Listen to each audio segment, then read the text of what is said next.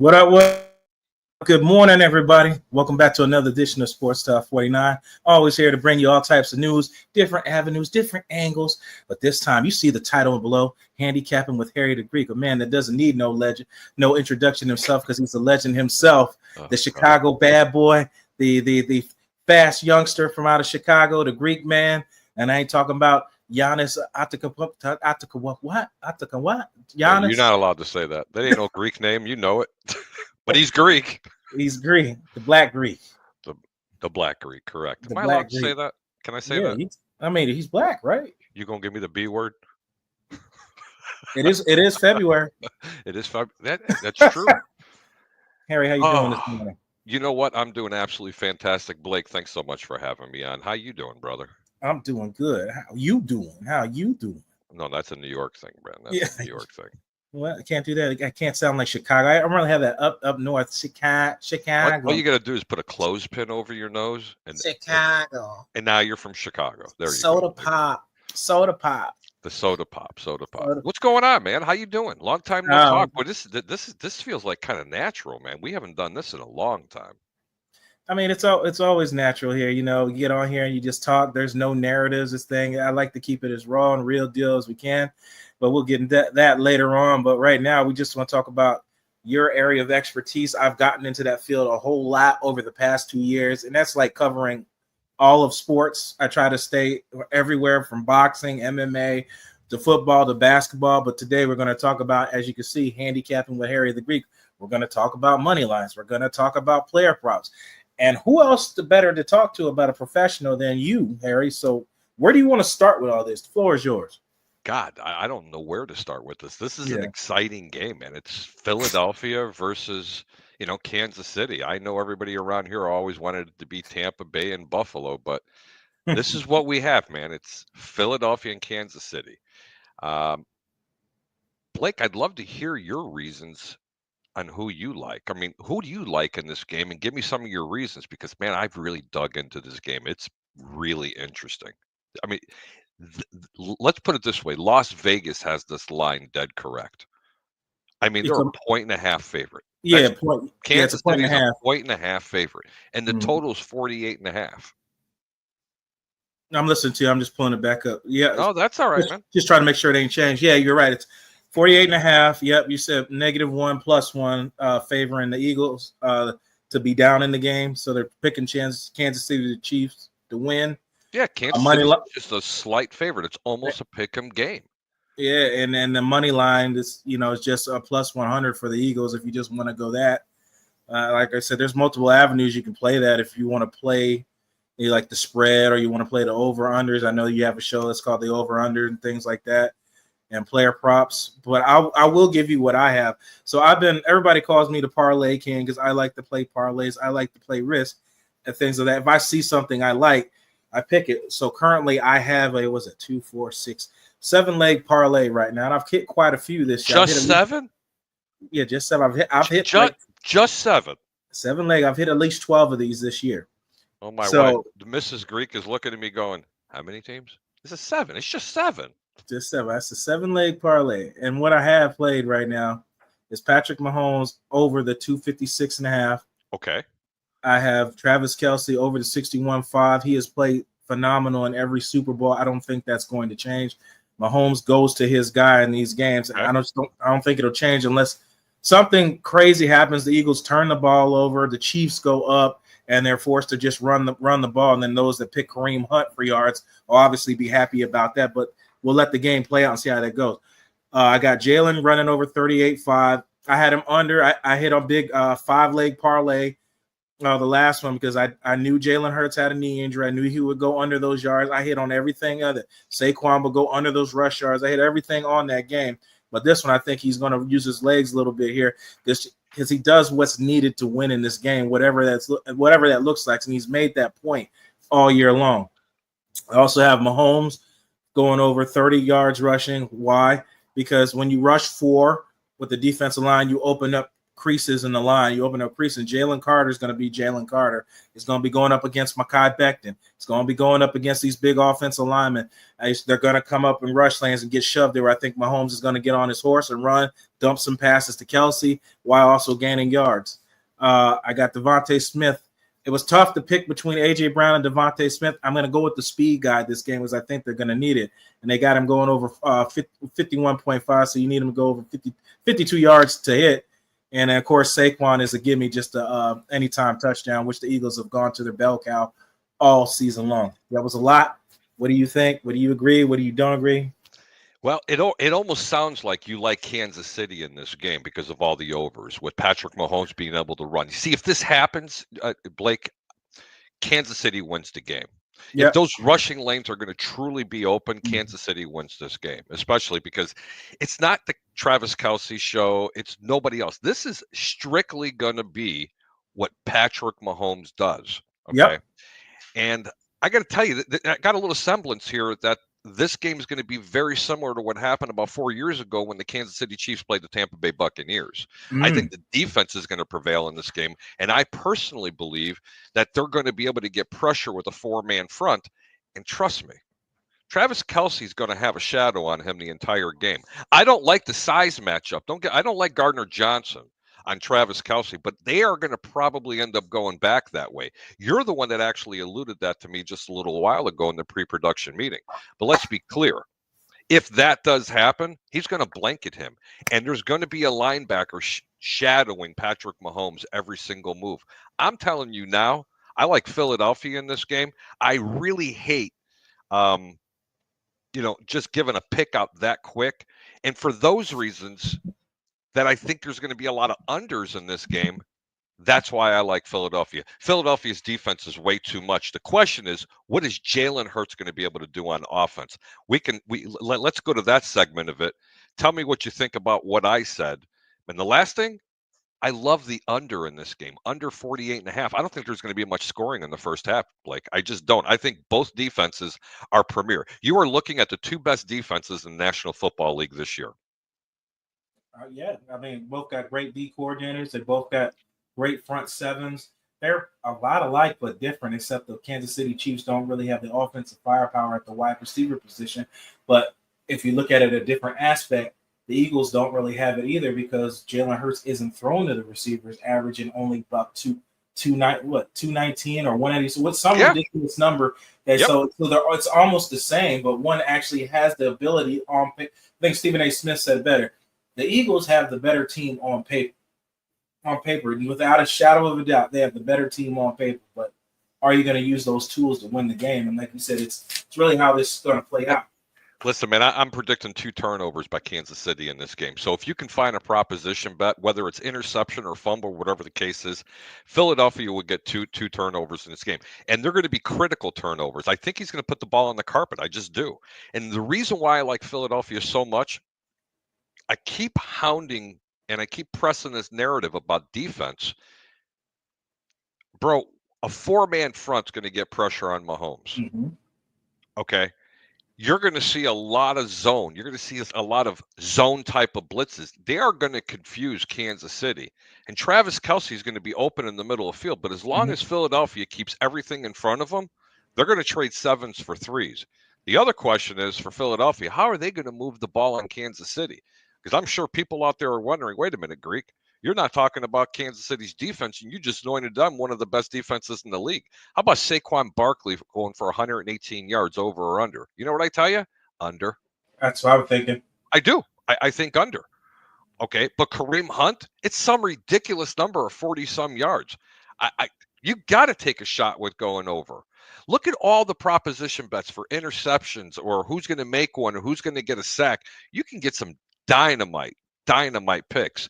And you know what? A buddy of mine, God rest his soul, his name was Hollywood, Jimmy, his best friend for many, many, many years, great handicapper and gambler. He told me something years ago, and I can't ever say it, it's mine, but I always say it. The price always makes up for the pick. Always. Always. So if you can find something with some huge returns, take a shot at it. It's the Super Bowl. You don't have to put 100 or 500. I'd put 10 or 20 bucks on it. Have a blast with it. No, absolutely. Like I said, we were post-production. We were looking at some of the lines, but who's going to get a sack this game. You made a lot of points. You said, why couldn't this guy get a sack? Because of the pressure Chris Jones is going to put over. Why can't this guy get a sack with the pressure? Chris Jones to get a sack is plus 145. Jalen Carter is plus 130. Okay, hold on. Tayshaun Wharton, plus 260. Nick Bolton, plus 375.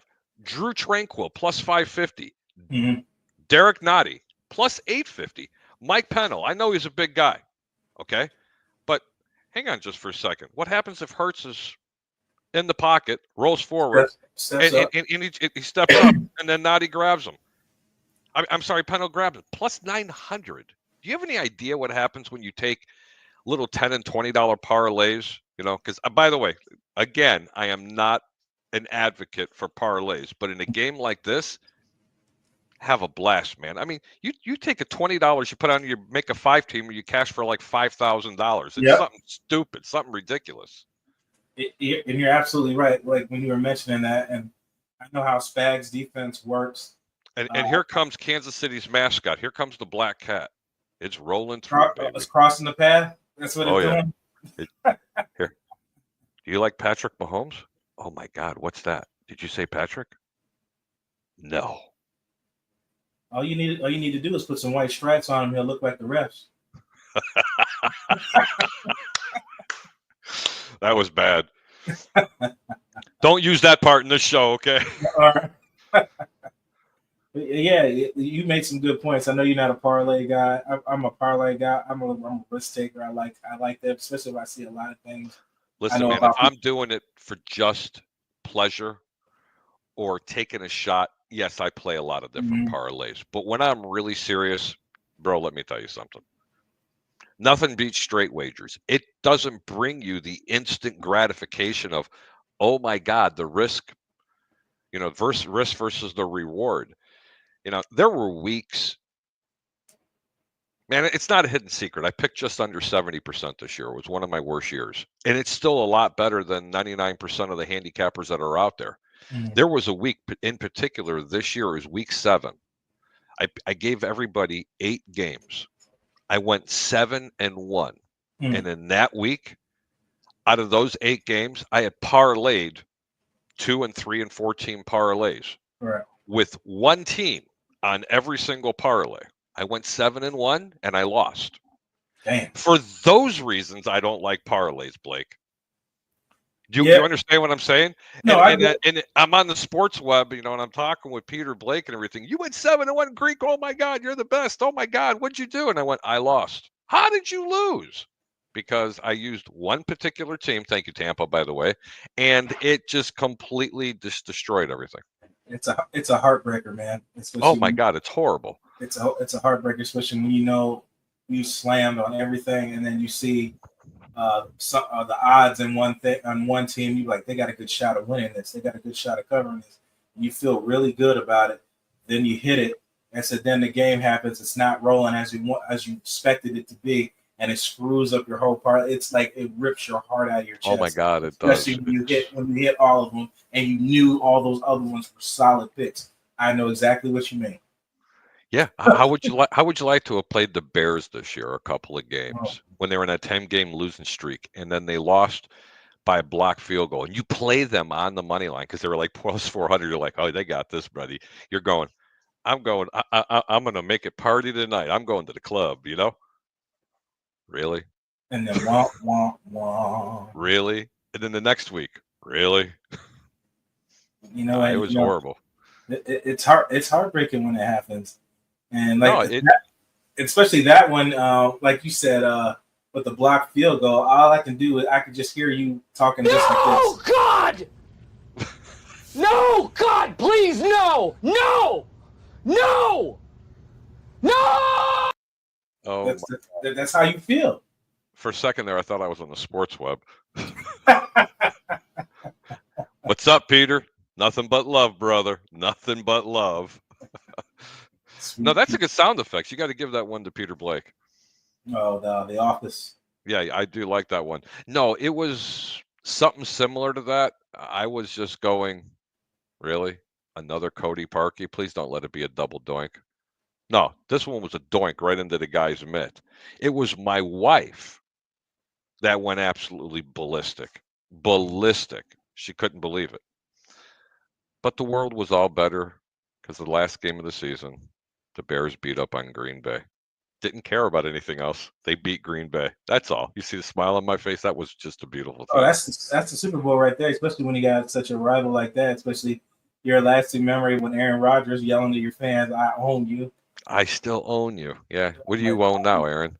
Yeah. A little Karma Sutra out in California somewhere? Are you doing your Just little Zen shit going, I don't know. destroyed the Jets team. Destroyed that team. Oh He my wants to be God. Tom Brady so bad, it's ridiculous.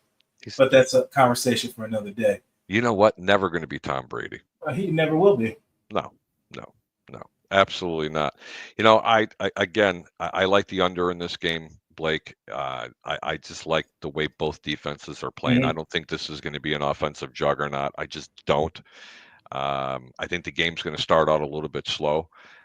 I think the anxiety for both teams being in the Super Bowl, although both of these teams have been in Super Bowls recently, yes. Whenever you get there, that stage is always pretty big, man. I mean, that ball's a little tighter, you throw it a little longer, and that's why I think it leans in Philly's favor. I think they're bigger, faster, stronger, and I think this conversation of if he wins 3 consecutive Super Bowls in a row that he's going to be the GOAT, I think it comes to an end today.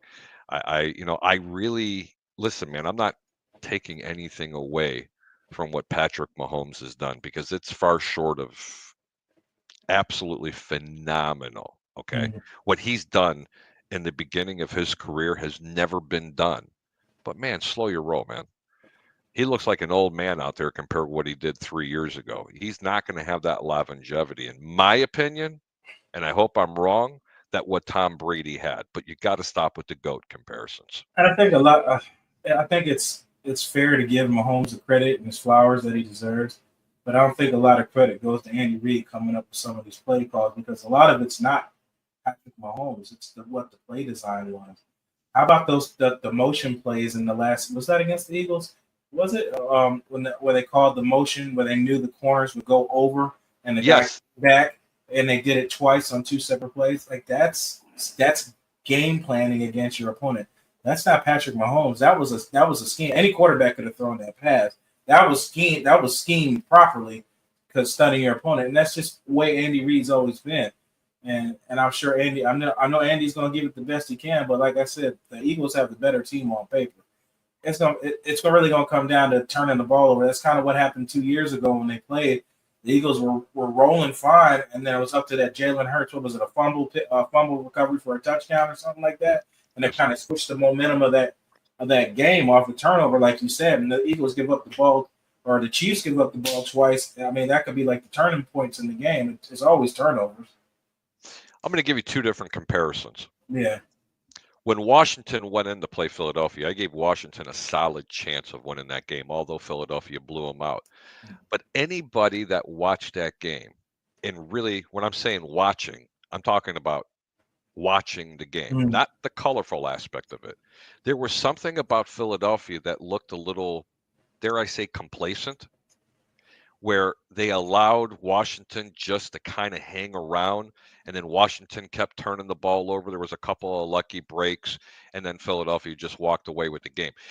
Don't get me wrong. If Philadelphia plays that type of game against the Kansas City Chiefs, where they get a little bit complacent and play on their heels a little bit, that could be pretty dangerous. Now, let's flip to the other side. Great teams don't win 17 consecutive games by 1 score or less. Sorry, they just don't. Okay, there has to be some luck factor in there at some point. Great teams blow their opponents out, okay, by 20 points, 30 points, whatever the case may be.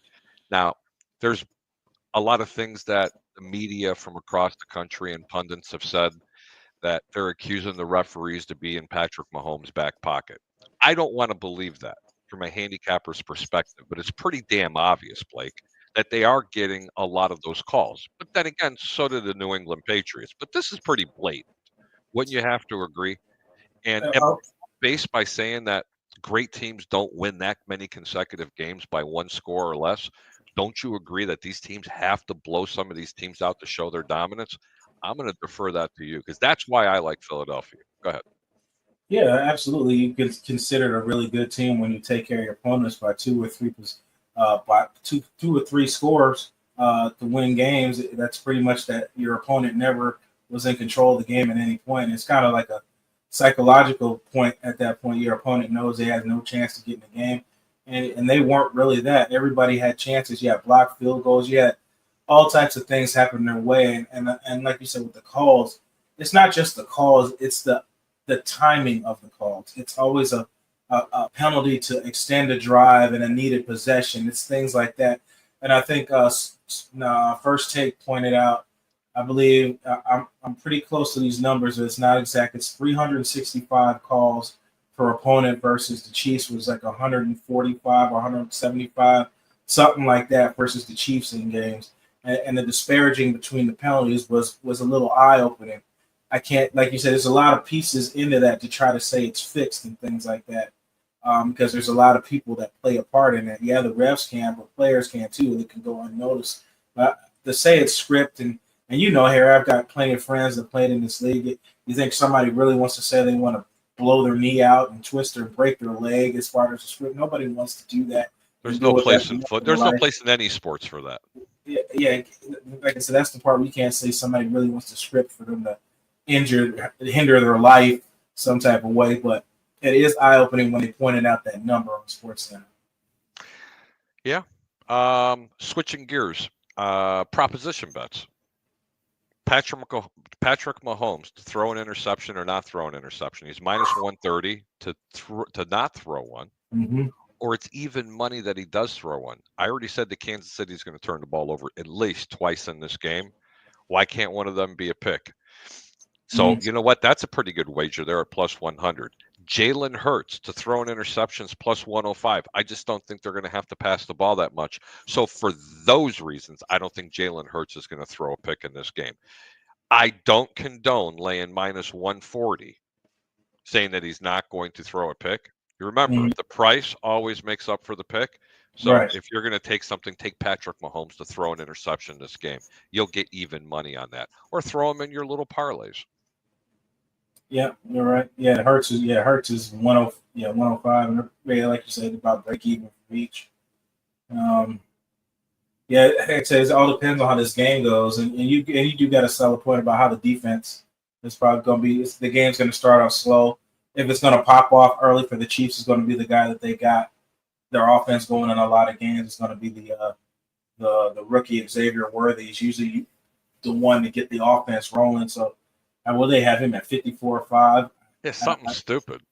I don't really see him getting those kind of yards unless it's some type of gadget play to him or a blown coverage and stuff like that. But I don't know. It's so tough in these games to figure out what's going to actually happen. But it's going to be interesting. I'm really liking, like you said, with the defensive props that you said, those prop bets and those. I'm liking those. I'm going to look at that when we get off here. Here's a couple of sexy props for you. Yeah. The first drive by either the Eagles or the Chiefs. On the Eagles, a field goal attempt on their first drive is plus 350. A touchdown's plus 200, which I don't think could happen. A turnover is plus 600. That's on their first drive. Right. But you know what I think is going to happen? They're going to punt at plus 130. For the Chiefs, field goal plus 3.25. Punt is plus 140. Touchdown plus 190. Turnover plus 650. Do you know why these are so comparable and why the punt is actually the lowest paying? Because even Vegas thinks that this is going to be a low-scoring first half and possibly even be a low-scoring game. Now, if one of these teams score a touchdown, get the track shoes on, baby, because it's going to be wide open. Right. But I don't think they're going to be. I think both teams are going to play really good defense. So here's a good little parlay for something small. You get plus 130 and plus 140. Those are pretty good odds. Take that a two-team parlay. So each drive, just to start, Kansas City gets the ball first or Philadelphia, they punt, and the same thing for the other team. I think that's a great parlay if you want to make a parlay. Punt. Yeah, you're right. Because if they score, it's going to be a track meet. But if they don't, it's going to be a chess match to wait to see who breaks first or who makes the first mistake. Or you ready? You want to live it up? There's more. Field goals attempt plus 350 for the Eagles, and plus 325 for the Chiefs. Okay, so let's say the Eagles do run on them, but Kansas City stops them. So you could take the Eagles plus 350 for a field goal attempt. Doesn't say they have to make it. It just says they have to make that attempt, and then you take Kansas City to punt. I like those odds. Plus 350 and 140. You know what that pays? I'm going to put it right up here for you guys. Hold on. I'm going to put that right up for you. Oh, you know what? They won't let you parlay that.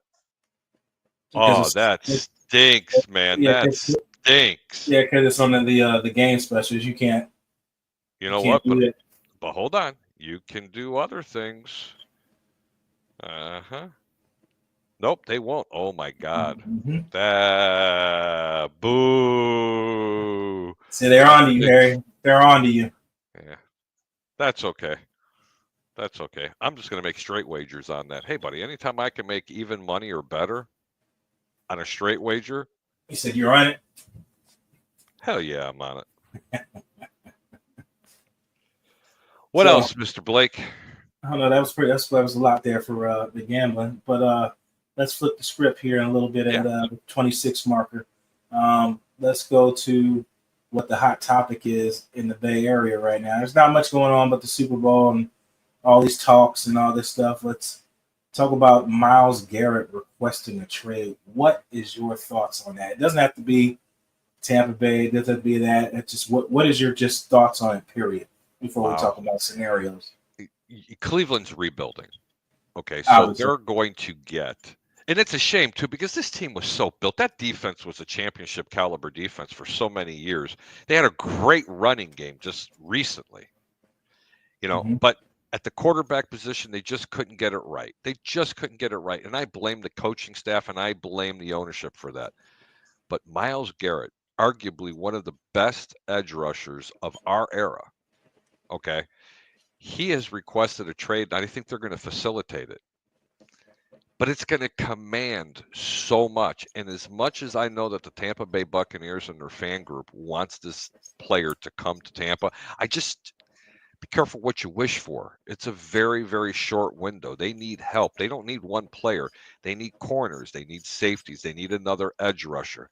And the amount of money it's going to cost the Buccaneers to do this, even though they're coming out of cap hell, that draft capital is it's just going to be sick. Blake, in my opinion, it takes 2 1s and a 3.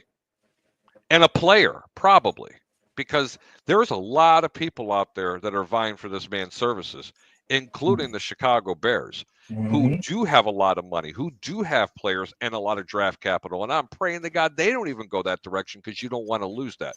I'd love to hear your thoughts on that. Great player. Love to see him in the system. But is it really that affordable? It's not going to be for an all-pro player. Like we're talking about Myles Garrett here.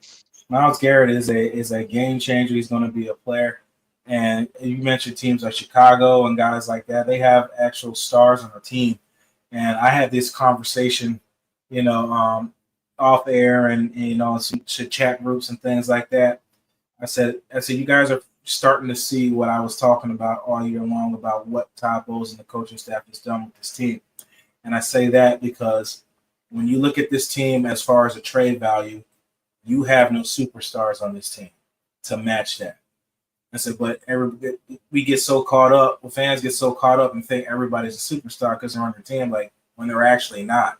They're just the average player on the team. I don't mean that in a disrespectful way. I just mean that when you're matching all pro caliber player, you don't have anything to match that. You don't have an all-pro corner. You have an all-pro safety, but that's one guy. You don't have an all-pro. Levante David's aging. We don't know if he's going to retire or not. You don't have anybody from the edge. That's why you're looking for the edge. You have Vita Vea. You have young Kalijah Kancey, you have Yaya Diaby, but just to say those guys are on the level of Myles Garrett. Vita Vea might be on there in a different aspect, but to say that they're on that level of them, you don't really have that. And then where you look on the offense, you got aging Mike Evans, Chris Godwin's not under contract.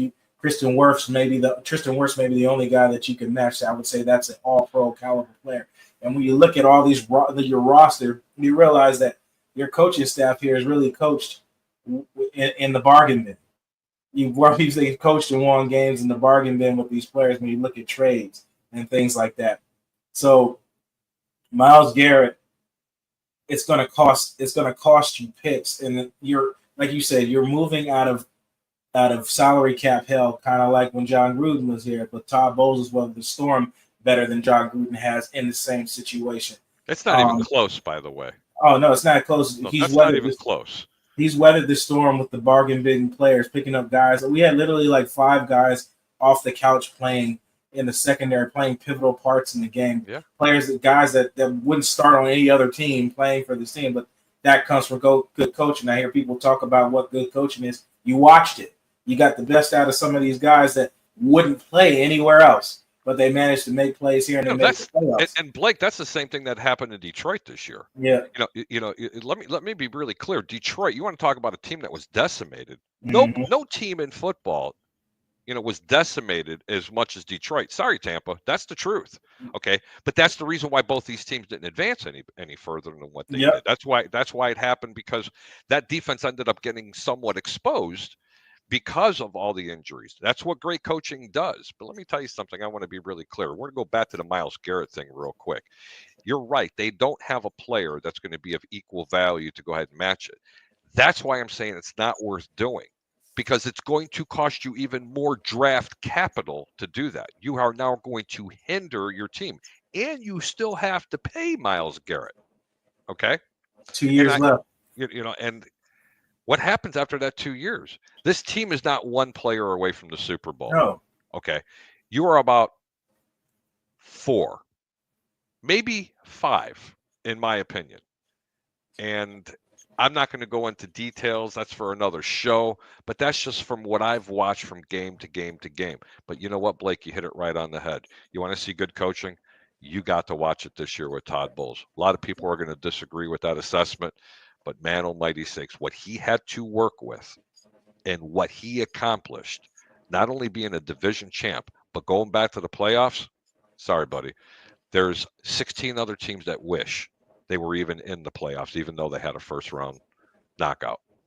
Yep, and I'm glad Jason Light pointed out. He was like, I don't want to say it was a rebuild year, but he said it definitely was some years that we didn't expect to win many games, and he dug out and found a way. They had lows and they had highs. It's football.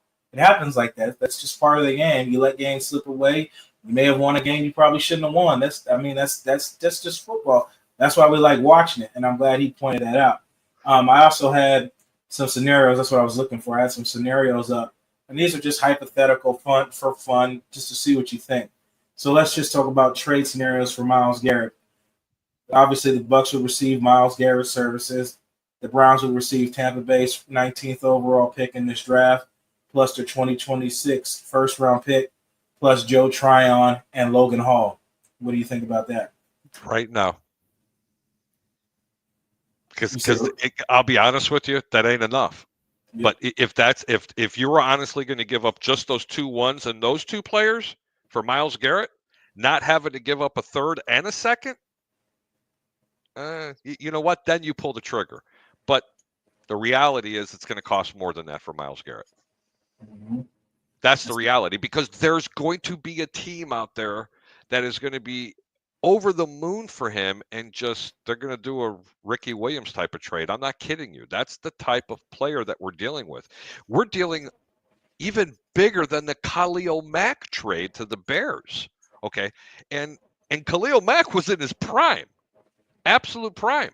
Remember, man, one man's trash is another man's treasure. Yep. Look at Danny Jones up in New York. Do I got to say more?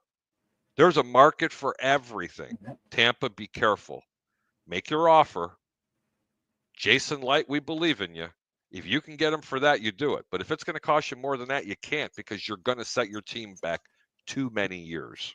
And for our aging players, like I said, I would consider some of those trade option. Myles Garrett was 25, 26, 26, 27. He's 29 going on 30. I said, and there's no guarantee that you're going to have the level of production with 14 sacks a season. I said, he blows a tire out. Now you don't have nothing. You just traded everything away, and you're right back to square one. It could change that easy. So having a plethora of average guys that can get to the quarterback is a lot better just having one stud and relying on him. And if he's having a bad day, you're not getting any pass rush. I would rather have a plethora of guys in there. And that's why they have to hit on this defensive heavy trap, kind of like what the Rams did. You've got to take care of this front seven, man.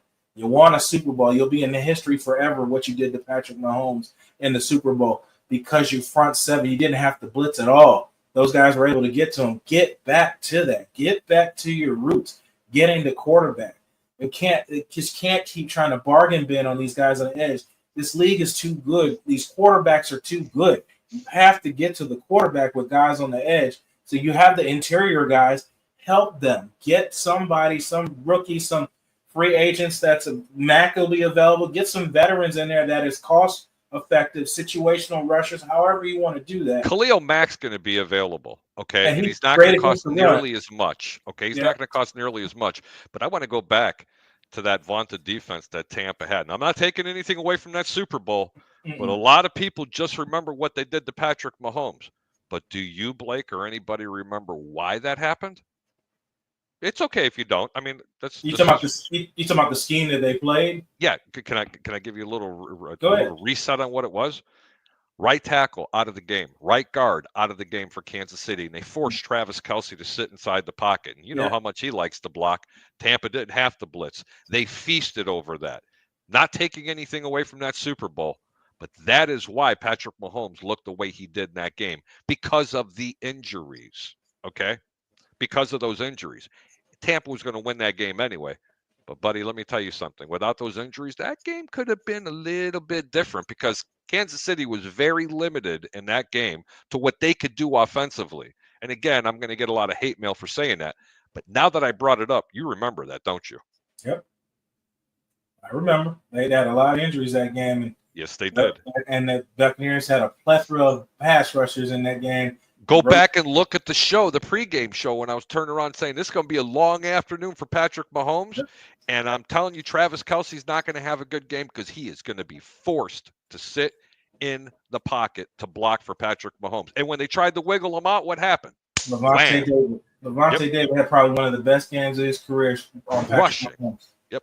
But I'll tell you what, that was a beautiful thing to say. But you know what? Everybody has ebbs and flows throughout the course of the year. Hello, Tampa. You watched your defense go through it all year long. You would have been healthier. It could be you in this game this year. But talking about Myles Garrett, too much, I think it's going to be for Tampa. You need to look at a Khalil Mack, but I don't think the Chargers are going to let him go. And here's another thing I wanted to tell you. And everybody's like, oh, my God. Look at this pass rush we're getting to him. Until you get to the quarterback, Shaq Barrett, want to talk about that from a couple of years ago? He's got 18 quarterback hurries. What the hell does that mean? How many times did you put the quarterback down on the ground? Yeah. Okay. I want to know how many hits the quarterback took. Okay. Almost only counts in horseshoes, hand grenades, and shit fights. That's because that's being honest. Yeah. What else does it count for? And that's what Tampa's done so well this year. We're almost there. We're putting that pressure on that quarterback, but we're not quite getting to him. You get yourself a pass rusher, and you will get to the quarterback. And that, by the way, that was one of the reasons why I was not a Shaq Barrett fan, because he never did get to the quarterback. He just got close. You talking about when they brought him back? Yeah. Oh, yeah. I don't know what kind of training he was doing all year, but that just goes back to what I was talking about. You're literally picking up people off the couch that come play. So Shaq Barrett. So what you're saying, Shaq Barrett was better than every other guy that you had on the roster coming off the couch a week later. That's what you're telling me. He's better than everybody else. That tells me everything you need to know about your pass rush. That a guy that didn't play all season long and was on the team a week got more PT than some of the other guys that've been their entire season. That just tells you what kind of talent that you had playing at that moment. Some of the ridiculous things that I've heard about Tampa's defense, You ready? This defense wouldn't be in this shape if they had Ndamukong Suh. Who? The guy could barely get off the couch. You want this guy to go rush a quarterback. Great player in his prime. You know, that pains me to say that, okay? Great player in his prime. He wasn't even in his prime when he came to Tampa, and he was still a damn good player, okay? But you're wanting an Ndamukong Suh to come back to Tampa for what? For what? To hold a clipboard? Because the man can't make it out on the field. What's he going to do? Play 20 snaps a game? Take half of those plays off? Yeah. Well, he was a dominant force with Vita Vea. No, Vita Vea made him a dominant force because Vita Vea left him single. He left him man up. They weren't ever double covering Ndamukong Suh. No. Wait a minute. They did double cover him when Vita Vea was on the bench. And how productive was Ndamukong Suh when he was double teamed in Tampa? He just stands there. He was on a milk carton. He just stands there. He doesn't even attempt. That's a Vita Vea is fighting through two guys all the time. It's just who he is. He's an animal. What other DNs are out there that can come to Tampa? I actually have that down. If you give me 1 second, I'd like to see that. Because I was already looking at that. I have it in my notes. Because I think feasibly it could be Khalil Mack. There's affordable guys. He was one of them. Okay, there's a couple spots that I looked at. I said Khalil Mack is one. You can address a linebacker spot. Dre Greenlaw from the San Francisco 49ers is a free agent. How big would that be if the San Francisco 49ers did not re-sign Dre Greenlaw? I think that guy has got some personality issues. I think he needs a reset. Mm-hmm. And the perfect place for him to go to would be Tampa. Mm-hmm. Because under the tutelage of one Todd Bowles, let me tell you something. That defense just got instantly better. I mean, it's not even close. In pass coverage, he's a thumper against the run. The man can do it all. That guy is an absolute beast. Yep, absolute beast. Yeah, that's a thumbs up. And that won't cost Tampa. That'll cost Tampa less than what it's going to cost for a Khalil Mack. Yeah, I'll take that right now. He's coming off an injury. The asking price isn't going to be that high. And that would, like you said, that would immediately help their linebacking and middle of the field coverage. Mind you, with a guy that's going to shine this camp coming up, Savasier Dennis sadly went down in that Eagle game, which he was playing. He's part of I made my perspective on him in that Lions game. He played some good coverage, which made Goff hold the ball to win that game. And it was just sad we missed him for the rest of the year and didn't really have a feasible backup to come and play. The hype train of KJ Britt fell apart, which I told everybody he wasn't that guy to begin with. Yeah, that surprised me. I got to be honest with you. That surprised me. But I guess opposing offenses really knew how to game plan against him. It just took a couple of weeks. Kirk Cousins destroyed him. Yep. What is the prognosis for Savasier Dennis? It was a shoulder. I saw it live in person when he fell down. The back fell right on his shoulder. It was a shoulder injury. He should be good. He should be good to go. I mean, barring any setbacks. You get that linebacker from San Francisco. That line. My God, that changes a lot. You have now fixed your linebacking core. You can just address that D line, especially at the edge position, and then start looking at some corners and safeties. That changes a lot if you get Greenlaw to that linebacking course. We'll see if that's something. But the pass rushers, I have it up. So there's a couple I would like to spin the wheels on. Hassan Riddick's going to ask to get paid. The one that went to the Jets that came from Cancer. No, thank you. Yep, he's a head coach. Goodbye. Josh Sweat from Philadelphia Eagles. A lot of hype. Time. No, he can play, man. I like this, Josh. In this system under Todd Bowles, absolutely I do. And I'm going to tell you why, because of the exotic blitzes. Yeah, he's going to find a way. DeMarcus Lawrence, he's aging. What's it going to cost? Not going to cost much. And he, you know what's situational. I bet you coming off the edge, he can get to the quarterback. How about this one? Chase Young is a free agent. Not going to cost a lot of money at all. Man, when that guy came out, animal. It was something to be seen. And you know what? I marveled at him in college, and then first coming back when he got drafted. Chase Young would not make the paycheck that he was, and you put him on a 1-year deal. Prove it. Can you say 12 sacks? Paired up with Vita Vea, if you can get the best out of him, which these guys have. You're bringing in Charlie Strong now to coach defensive line. I'm trying to get Charlie on the show. Are you sure Chase Young is available? Chase Young is a 1-year deal with the Saints. That should be right now main focus on Tampa Bay Buccaneers. That's a low risk, high reward. No, remember when I said earlier in the show, the price always makes up for the pick? That's about as close to guarantee if he stays healthy. 26 years old still, 27, whatever he is. 12 sacks on a prove-it deal, and this team is a deep playoff run team. And then you don't have to spend a pick on an edge guy. Change it. And then you'll get a direct. You could fix a lot of levels with some of these guys that you get. But that's all going to be how you move money. Do you bring Godwin back? That's a whole nother conversation. What that price aspect's going to be. What do you do with Godwin? I told everybody. Do you let him go to the Bears like everybody says it's going to happen? No, seriously.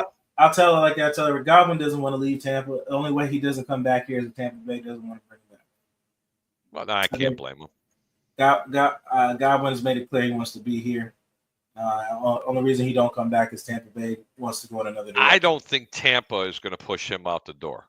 The only way Tampa pushes him out the door, in my opinion, if it's going to cost them too much money, because they have too many holes on defense to fix. That is one player. Oh, Lord, forgive me for saying this because Tampa fans are going to crush me. He's expendable. And they proved it this year. Mm-hmm. That offense rolled even without Chris Godwin. Yeah, he has no leverage. Yeah. And plus, with the injury, he has no leverage. So, I mean, they could sign him, to a deal and possibly extend him later if he plays a full season. I mean, it could work in his favor. I mean, he's not going to get the money you think he's going to get based on what you said, especially with the injury to the ankle. He's not going to get the money. So it'd be probably in his best bet to stay where he's familiar, where he's going to succeed at. But we'll see. We'll wait and see. His agent is going to do his job, and they're going to try to get him paid. There's a couple other linebackers, too. Nick Bolton from the Chiefs will be a free agent. Ernest Jones, a guy that I'm familiar with Ron Butler and Levante. They have the same agent. I like Ernest Jones. Yep, they're from the same agent, same agency one athlete management group. Zach Baum for the Eagles. He had to show me again that he has to play on that level for me to be convinced. I'm not big on him. Yeah, because he's with the Saints and didn't really do much. Then came with Philadelphia. And then the rest are like secondary guys. Would the Bucs spin the tires on Carlton Davis coming back? Who knows? He's a free agent at the end of the year. DJ Reed is a free agent. I don't like the way he played. I don't like the way Carlton Davis played this past year. I just don't. A safety, I think, that's going to come out of low. He was a product of the scheme that he was in. Yes. Okay, and I think that it's going to cost them too much money, man. You know what? You just need to circle right back to Chase Young. That's what this narrative needs to be. You need to bring a Chase Young here to Tampa Bay. It's not going to cost you a lot. It's not. A Myles Garrett stops you from bringing 3 or 4 other players to this team. Chase Young doesn't cost you but one. That's it. What did I say earlier? I said I'd rather have a bunch of average guys that could get to the quarterback and have without a rotation question. Than rely on one guy if he goes down for injury, then I'm fucked. I would rather have that. A bunch of guys that trying to prove he's got a lot to prove. He still wants to get paid. He's going to come out and give you maximum effort. Now let me address another part that you can fix your secondary, which they need help. You have free agents everywhere in the secondary. Don't let that slip. D-line is important, but their secondary is diminished. I said a lot of 1-year guys. Now you've got Justin Simmons from the Falcons, who lit us up every time we played him. He's a free agent. Jeremy Chin, which I love. He's a nephew of an NFL player. Another one I really like, Hufanga out of San Francisco 49ers would fit in this defense perfect in the box and over top if he could stay healthy. And old veteran Harrison Smith played with the Vikings for years. And I think let me tell you something. Harrison Smith, he might be old. A leader in the locker room, and would be an absolute improvement anywhere in the secondary for Tampa Bay. Okay, I am not a huge Harrison Smith fan, But in this system, he would flourish. He'd have another 2 years left in the tank. Yeah, because he'd be moved around and played in different spots. Yep, And, it would not cost you a lot. He's an absolute field general in the secondary going, hey, move this way. Hey, young man, get over there. Let me tell you something. Harrison Smith, he's a true consummate professional. So, yeah, there's some options here for the Tampa Bay Buccaneers to fix pre-draft. There's a lot. I would rather them get the key parts done and then draft best available. Like, I know they have a lot. They want to pick up that wide receiver out of Ohio State that a lot of people are putting up there. But I would rather. Hold on. Time out. Why would you go that route if you're going to keep Chris Godwin? You can't. You got to address. If Tampa Bay does anything other than address something in that defense, whether it's an edge rusher who may have just fallen down to them for some reason, which they're not going to. But if you don't pick up the best corner or safety or linebacker available, and you go wide receiver, that's a problem, bro. That's been the problem with the Tampa Bay Buccaneers. And I know Todd Bowles is not trying to be all about the defense. They've spent a lot of assets on the offense, and it's reaped benefits. One of the best offensive lines. Development of I don't think enough people talk about the player development on what you did on Luke Kadecki. The player development, that guy looked like he was going to be a second-round bust when he played guard. And he's a damn near an all-pro right tackle. Gedeke is an incredible player, and you're right. That player development, whoever was in charge of doing that, Todd Bowles, great job. Like I said, people pay attention to what they want to pay attention to when it comes to coaching, whatever your reason is. But there's been plenty of good examples of good coaching on this team. Besides the timeouts that everybody said, the timeouts and the Jets. That's what your basic. Oh, excuse me. That he doesn't show emotion on the field. That's your only arguments in there. But keep hating on a guy that midway through the season looked like it was going to be a lost cause when Atlanta was just blowing their doors off. Bad coaches don't bring the locker room back together to make a run to get to the playoffs. They fold.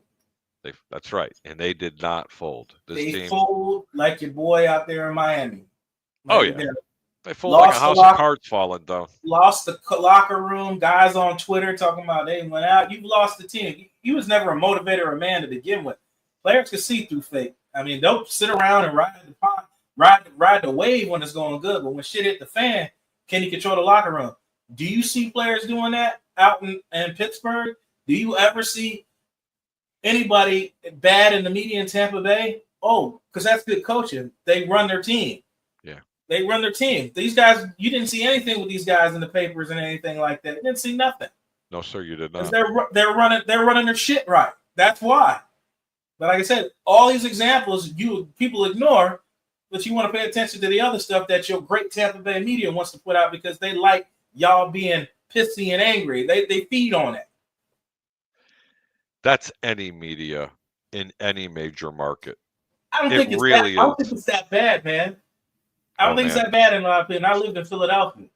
I don't think it's that bad. Like, they get on their ass when they're bad. Yep. But when you're doing the right stuff, they ride with you. Remember, there was on Sirianni at the beginning when things were going good. He put the shit right, got everything back together, picked up the pieces that you need. They off his back. But I said, but you could do everything right here in Tampa, and you'll got people on the radio station talking about this man is on the hot seat again next year if the Tampa Bay Buccaneers, if Jason Light gets the things that you need. Where do they do that? Where your coach is winning every year, and you're still on a hot seat year to year. All I can say, Blake, all I can say is this. The favorite quarterback in Chicago for many, many years is the backup. Okay?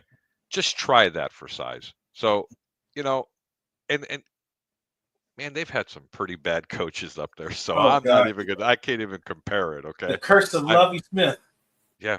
The guy takes you to the playoffs with 10 wins. And you're fired. Only other coach to ever be fired that wasn't black winning the winning record is freaking Marty Schottenheimer with the San Diego Chargers. Yep. The only other guy that haven't win. He went 11-5 and was fired. Well, you know what? But I will tell you this: that poor guy, that poor bastard, couldn't win a playoff game. Oh man, He just couldn't win a playoff game. I don't know what it was. One of the best regular season head coaches I've ever seen. They had to do something, man. I mean, really? I mean, what was it, like 6 consecutive seasons? This guy just can't win a playoff game. But you gotta boil it down to why you're losing. Are you losing because you're bad coaching? Is that why you're losing? Like, how? That's not the head coach's fault that your guy crumbled. I don't know, but all I know is that Jerry Jones thinks that he hired Marty Schottenheimer. He doesn't realize it's Brian. Well played. Okay? Well played. Jerry. You understand Marty's been gone for a long time. This is Brian. This one is foot in the grave, man. He got 1 foot in the grave. Oh, Lord have mercy. Lord have mercy. Oh, you want to talk about 1 foot in the grave? Although he's in great shape. How about Pete Carroll? What in the world are the Raiders thinking? I mean, the guy wants to win now. Tell me the pieces that you have to make him win right now. There are none. What are you going to do? Resurrect Tom Brady and pull him out of the booth and make him go play quarterback? I see where your perspective, and I'm gonna flip it. Why you that was the right hire, and I have a lot of Raiders. What? Please, I love this. Let me tell you why. Pete Carroll is a motivator of men. He knows how to team build. Pete Carroll came from one of the most successful programs in the nation, the USC. Got out of there for right reasons, the sanctions and all that, the stuff that they were doing. But that still has nothing to do with his wins and losses on the field. And you go to a Seattle Seahawks team that has nothing. They are nothing. And turn that team into a winning program and probably one of the greatest defenses of all time with a band of misfits. What you say, bands of misfits? Let me explain why they're a band of misfits. Nobody knew who the hell Brandon Browner was. Nobody had any clue that Richard Sherman was a wide receiver at Stanford. And switched to corner. Why do you think he was so good at catching interceptions? One of the most highly intelligent football players you will ever play against. And then what was the other one? Brandon Browner, another 6'3", long, lanky corner that nobody would pick up. Of course, Earl Thomas was his first pick, but he picked him over, Taylor Mays that played for him in USC, which was a smart choice. And then, the rest is history, picking up Michael Bennett, picking up all these guys. Bobby Wagner in the second round, just picks away from Levante David. Like, the man built Marshawn Lynch that nobody wanted. Russell Wilson, a guy that you said it was going to be a career, not you, I'm just talking about the media, that said he was going to be a career backup. And for the great small hands, Wisconsin, never put out a quarterback. You see where I'm going with this. I said because they had just picked up Matt Flynn from the Packers that thought he was going to be that guy, and Russ comes out and outplays him, and Pete Carroll, instead of doing the politics and playing the guy that you paid, he played the guy that was going to win games, and he reaped the benefits for it. He's the right guy to build a team in there, and plus he wants to build a pathway for his son. His son's on the coaching staff. And that is true. And now I'm going to rebuttal that for you. I'm going to rebuke it. Not rebuke it. It sounds like pulling the demons out of Blake. We're rebuking it. No. Yeah, but people forget about that, about the Seattle Seahawks team, about these guys. They look at the end product. Look at who these guys were. You didn't know who the hell these guys were. I'm not taking anything away from what you said. He is a great leader of men. Yeah. But you know what I didn't like about Pete Carroll? He became too predictable. And I'm going to give you an example, especially the last 2 years. He got chipped now. Third down and 5. Yeah. It wasn't a run. It was a fly pattern to Tyler Lockett every single time. And he never deviated from that. And I was like, is the guy burn out, or are teams really starting to just notice what he's doing like I did? But Blake, it's hard to make me change my mind. But you did. Doug Baldwin. No, I understand that. You changed my mind. I take it back. The Greek is saying it was a bad hire to being a genius hire. I think they did the right thing. That's why I had to break it down to people that way, because if you say he's old as hell, I'm like, no, this dude gets the best out of you guys. He said there's different kind of coaches. Everybody can't be this plain Andy Reid or Buddy, this guy's in his 70s and he's sprinting out on the football field with throwing his passes. players. You ever seen him throw passes and Yes. drills? Throwing passes. You know, so I take it back. I stand to be corrected. You could put this out there. Blake, for those reasons, and I have been bashing Pete Carroll and the Raiders, going another dumb bonehead mistake. No, you're right. It's not just just not his ability to take talent and make them superstars, but they're able to motivate and be a leader of men. I don't care how old you are. You don't stop being a leader of men because you're getting old. I just thought he was being too predictable. But then he ain't gonna be calling the plays anyway. It's gonna be Chip. That's why I feel kind of stupid now. Yeah, to be honest with you. Pete Carroll too damn old to be calling plays and all that. I mean, he's gonna say, "Hey, I think this is a great job against this." Of course, the head coach has to say, because when you come up with your game plan, you come to the head coach. Hey, this is what we want to do. What do you think? Blah blah blah. That's what you go with. That's what Arians did with Leftwich and Brady. He would come to him. He'd be like, "Oh, this is trash. Y'all got to do this or whatever." That he'll have that aspect, or he'll let Chip run the table. I don't know what that relationship's going to be like, but I think Pete Carroll will be out there for a couple of years, and they'll try to get that program in the right direction. No, he will. After talking to you now, I'm fired up. I don't know what the over/under is for the Raiders this year, but if it's 3 or 4 games, man, just mortgage it. Just push it into the middle. And you just start getting the right pieces in there. I know Will Howard's probably going to be their quarterback because he's familiar with Chip Kelly's offense. I can already see that pick's going to happen. But you just keep draft collateral. Maybe Mason Crosby gets traded. Who knows? He's like 27. You can get some picks or some assets for it. Who knows what that's going to look like? He may end up staying there. Yeah, he might end up staying. But you know what? Come to think about that, because, hey, let's be real. I understand they're trying to get the chips to play, but Pete Carroll's dealt with less and made them men. Okay. Mm-hmm. And if he's out there to really try to win, why would you want to get rid of arguably a top 3? That's your cornerstone guy. I mean, you just don't do that.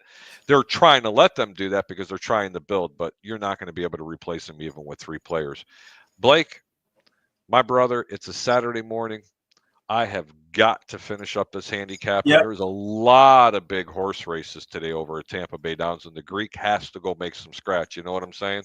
Yep. But I really appreciate you having me on. We got to get this band back together sometimes. I really, really thoroughly enjoyed it. I appreciate you giving me the invite. I love the captions at the bottom where it says Handicapping with Harry the Greek. This is really cool.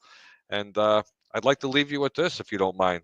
I always say, keep your bets low and your returns high. What ain't scared money don't make money? Scared money don't make no money. And as I always let it roll, baby. Let it roll. So anyway, I'm going to give you my final picks. Ready? Go ahead. I don't love it, but I like Philadelphia to win the game. I love the under. I love Patrick Mahomes on a proposition bet to throw 1 pick. I love, if you can find it, at least 2 turnovers for Kansas City. I think it might be on. I'm going to look when we get off air. I kind of like under for Saquon Barkley because of the 111.5 yards. Mm-hmm.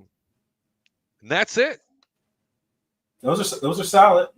Those are solid. They're only solid when they come in because hindsight's 20/20. My brother, I love you so much. Thank you a lot for having me on. Thanks everybody out there that's been supporting the show, and we'll talk to you guys a little bit later. Yep, we'll leave you with this. You're the master of everything. What you do with your life, what you do is entirely up to you. See you guys next time.